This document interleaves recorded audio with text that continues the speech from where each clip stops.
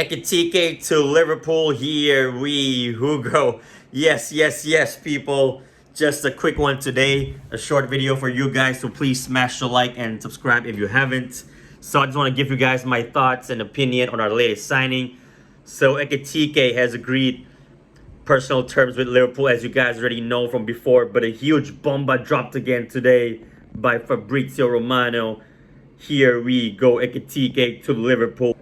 Deal in place for a fee over 90 million euros up to 95, reaching 95 million euros with add-ons. So that's about like 78 million British pounds, 78 up to 82, 83 with add-ons. So I know it's pricey. Did we overpay? People would say that. Rivals definitely would. But in my opinion, in the market these days, you know, whoever you get, it's going to be starting off with 60, 70 minimum. And I'm talking about pounds, by the way. So if this is almost 80, well, what can I say? You know, we're rich, baby. We're rich in it. FSG. This summer moving mad, but we deserve this as Liverpool fans. We've been waiting for how many summers now? How many summers we've been waiting for this moment?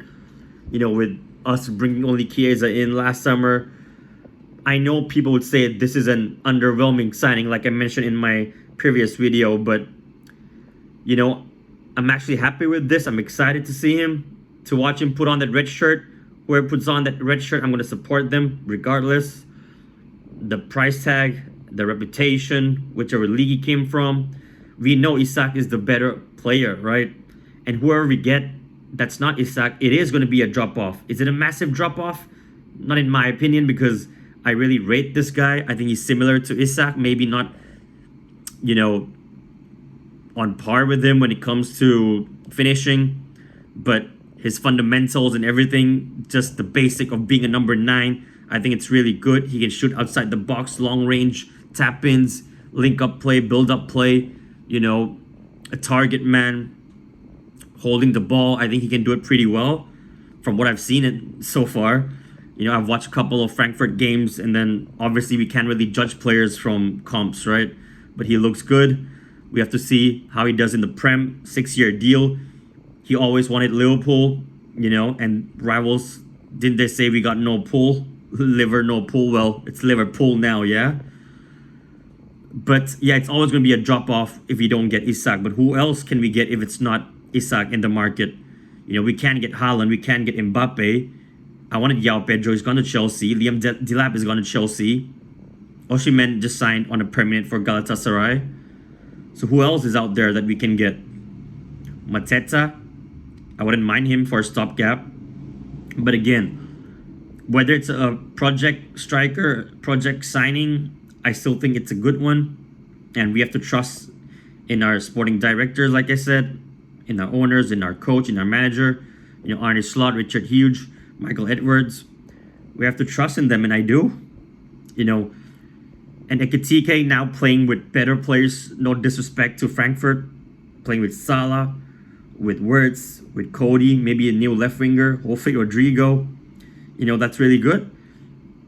But all I'm going to say is, yeah, we do need at least minimum of 5 attackers going into the season. We've got 6 from before. We lost Diogo. Rest in peace, Diogo. You guys see this? It's him. And like I showed from the start of the video, gone but never forgotten. You know, we lost Diogo. And now we're down to 5. Ekitike comes at 6, right? But let's say we lose Lucho, Darwin, and Chiesa, who didn't make it to the squad for a preseason tour to Asia, Hong Kong, and Japan. He scored today as well in the friendly closed doors against Stoke City with the 5th goal.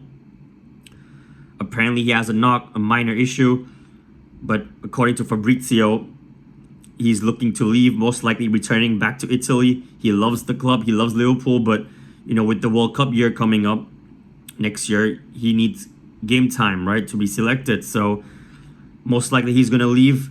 So we're down to 5. Lucho leaves, Darwin leaves, That's 3. That's 3. If Diaz leaves, I know we will get a replacement for him, left wing. That's still 5. I still want another striker. And I'm not even talking about Ben Doak as yet, or Jaden Danz, or Harvey Elliott.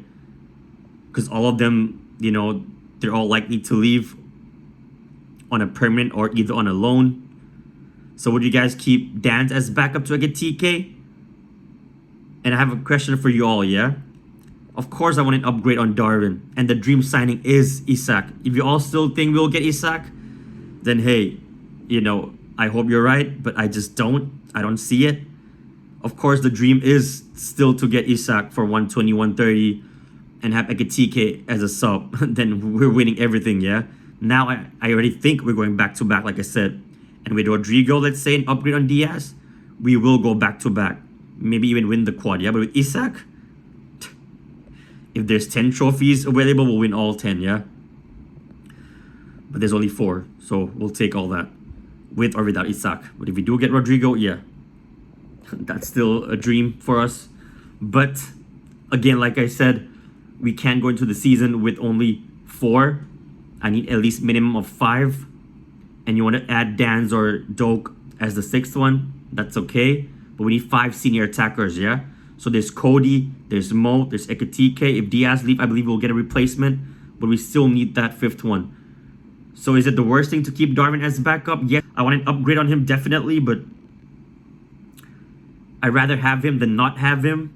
You know, people would say, oh, we're better off without him. But we got a lot of competitions. And I know we can't judge players from their preseason form, yeah? He just bagged a hat-trick today. I remember the season that he joined us in preseason, he scored like 4 in one game. I think it was against Leipzig. But, you know, I'd rather have him as backup than not have him at all, because once he gets injured, then who's going to play? You know, sometimes it could be a big game, a Champions League game, but you play Danz. I know a lot would say yes, but again, I'd rather have just another body there for depth.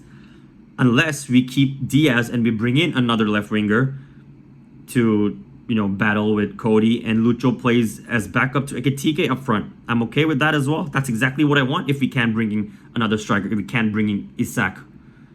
I do want to keep Lucho over Darwin, 100%. So let me know what you guys think, people. And yeah, let me know your thoughts. Comment down below. And just before I go, let me drop the mic. This summer, this is how we're moving, yeah? See you on the next one, people. Peace!